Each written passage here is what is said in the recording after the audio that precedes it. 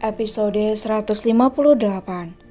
Dapa melangkah pelan di koridor sekolahnya. Dengan gaya coolnya, bocah itu melewati murid-murid dari kelas lain yang menatapnya kagum, dan kebanyakan yang mengaguminya adalah kakak-kakak kelasnya yang memang sudah jauh lebih tua darinya. Bel tanda dimulainya pelajaran membuat langkah Dapa semakin cepat. Bocah itu dengan sangat terburu-buru melangkah menuju kelasnya. Setelah ini Dapa yakin Dapi pasti akan beraksi dengan melayangkan berbagai pertanyaan tentang dirinya yang terlalu lama di toilet, yang pasti membuat Dapa pusing. Hari ini kita kedatangan teman baru.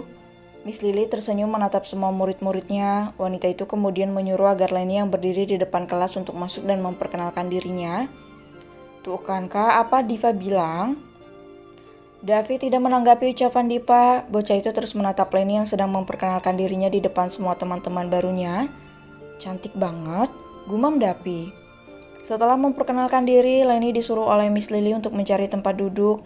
Dan kebetulan Diva dan Davi sedang duduk sendiri. Diva yang memang teman sebangkunya sedang berada di luar negeri, sedang Davi, Dapa yang duduk bersamanya belum masuk ke kelas. Aku boleh duduk di sini nggak? Tanya Leni pada Diva.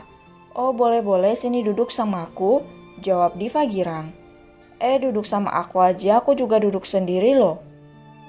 Diva menyipitkan kedua matanya menatap tidak suka pada Davi. Davi jelas tidak duduk sendiri, ada Dapa yang memang belum masuk ke dalam kelas.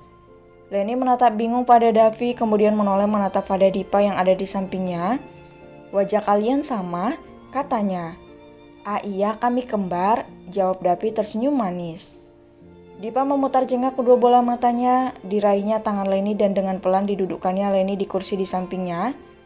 Leli duduk sama aku, Kak Davi, kakak jangan bohong deh, orang kakak duduk sama Kak Dava juga. Davi berdecak merasa sebal, padahal Davi ingin duduk bersama dengan Leni. Nyebelin banget sih kamu, katanya. Diva melongos tidak peduli dengan senyuman manis yang terukir di bibirnya. Diva mengulurkan tangannya pada Leni. Kenalin, nama aku Diva, ini kakak aku Davi. Dan yang duduk di sebelahnya Kak Davi namanya Dava. Dia kakak pertama aku dan Kak Davi. Leni menganggukkan kepalanya mengerti. Diam-diam Leni mencuri pandang pada Davi. Leni masih sangat mengingat wajah itu. Wajah yang dengan datar menatapnya dan membeli kue dagangan ibunya. Apa dia gak ngenalin aku ya? Batin Leni bertanya-tanya. Di ambang pintu kelas Dapa berdiri, bocah itu mematung melihat Leni yang sudah duduk di samping adiknya Diva. Entah sejak kapan Leni sekolah di sekolah yang sama dengannya, bahkan satu kelas dan satu bangku dengan Diva adiknya. Apa dia murid baru yang dimaksud sama Charles? Dengan langkah pelan, Dapa mendekat.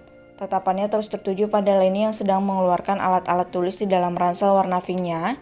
Dapa benar-benar tidak menyangka bisa bertemu lagi dengan Leni sekarang. Kamu? Leni menegakkan kepalanya. Keterkejutan terlihat jelas dari raut wajah cantiknya ketika berhadapan dengan Dapa. Kak, kemana aja sih, lama banget? Dumel Davi. Mendengar dumelan Davi, Dapa pun tersadar. Dapa menghela napas kemudian menundukkan dirinya di samping Davi.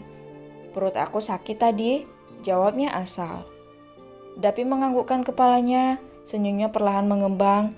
Dapi merangkul bahu Dapa dan terlihat sangat bahagia. Aku udah ketemu sama calon masa depanku kak, bisiknya. Calon masa depan? Tanya Dapa bingung. Murid baru yang duduk sama adek, namanya Leni. Dia lebih cantik dari Kak Sani bukan? Senyum Dapi lebar. Dapa tertegun, Dapi menyebut Leni sebagai calon masa depannya. Dan Dapa merasa sangat keberatan dengan kata calon masa depan yang dilontarkan adik kembarnya. Tapi protes juga tidak mungkin. Dapi pasti akan bertanya-tanya tanpa henti. Coba deh kak, kamu lihat lagi, cantik banget kan? Dapa melengos dan menelan ludahnya. Dapa berharap itu hanya candaan Dapi saja, bukan keseriusan. Apaan sih, biasa saja. Sementara tepat di belakang Dava, Leni tidak bisa benar-benar mendengarkan Diva yang sedang mengajaknya mengobrol. Leni merasa sangat tidak asing dengan tatapan Dava. Meskipun memang rupa Dava dan Dapi bahkan Diva sangat mirip, tapi tatapan ketiganya berbeda. Dapi lebih terlihat penuh kehangatan dengan wajah ramahnya, sedangkan Diva dia begitu ceria dan tidak sombong. Tapi Dava, tatapan dan ekspresi datar bocah itu membuat Leni merasa sangat yakin bahwa yang membeli kue dagangan ibunya seharga 50.000 itu adalah Dava, bukan Davi. Laura menatap hamparan langit berbintang malam ini. Wanita itu tersenyum merasa sangat kagum dengan pemandangan indah yang berada di depan matanya saat ini. Pemandangan yang selalu membuat Laura tidak pernah berhenti mengucapkan rasa syukur pada Sang Pencipta atas segala keindahannya. Sayang, pelukan mesra Marvel di perut ratanya membuat Laura sedikit tersentak, namun seolah senyum kemudian terukir di bibir wanita itu saat merasakan kecupan lembut Marvel di bahu terbukanya. "Anak-anak sudah tidur?" tanya Laura pelan. "Sudah, tapi aku merasa ada yang aneh dengan Dava," jawab Marvel. Laura mengernyit. Dengan lembut Laura melepaskan tangan Marvel yang memeluk perutnya, kemudian memutar tubuhnya sehingga posisi mereka kini berhadapan. "Memangnya kenapa dengan Dava?" tanya Laura penasaran. Entahlah, dapat terlihat tidak bersemangat hari ini. Sejak pulang dari sekolah dia terus diam, bahkan saat makan malam tadi juga dia tidak menghabiskan makanannya. Laura menghela napas. Dava memang tidak banyak bicara hari ini. "Besok aku akan mencoba bertanya padanya," lirih Laura. "Ya, itu harus sayang," senyum Marvel. Marvel kembali memeluk Laura dengan sangat mesra. Pria itu juga mendaratkan ciuman singkatnya di bibir merah alami Laura membuat si empunya memejamkan kedua matanya. "Terima kasih," lirih Marvel. Laura mengerti kemudian membuka kembali kedua matanya dan menatap wajah tampan Marvel yang begitu sangat dekat dengannya. "Untuk apa berterima kasih?" tanya Laura bingung. Dengan senyuman yang terus menghiasi bibirnya, Marvel kembali mendaratkan ciumannya pada Laura, kali ini lebih lama dan mesra. "Untuk semuanya sayang, untuk kebahagiaan dan waktu yang kamu berikan untuk aku dan anak-anak. Aku bahagia, sangat bahagia memiliki kamu sebagai istriku juga ibu dari anak-anakku," lirih Marvel setelah melepaskan Laura.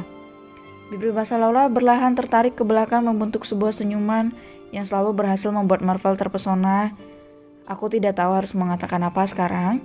Tapi jujur, aku sangat mencintai kamu, Tuan Marvel Chandra," balas Laura sembari menautkan kedua tangannya di tengkuk Marvel.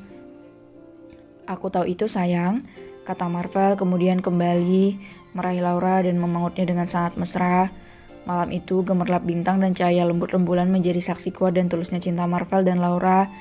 Mereka berciuman di balkon kamarnya tanpa mempedulikan ada di mana mereka sekarang. Keduanya ingin seluruh dunia tahu bahwa tidak ada satupun orang yang bisa mematahkan kuatnya cinta mereka berdua.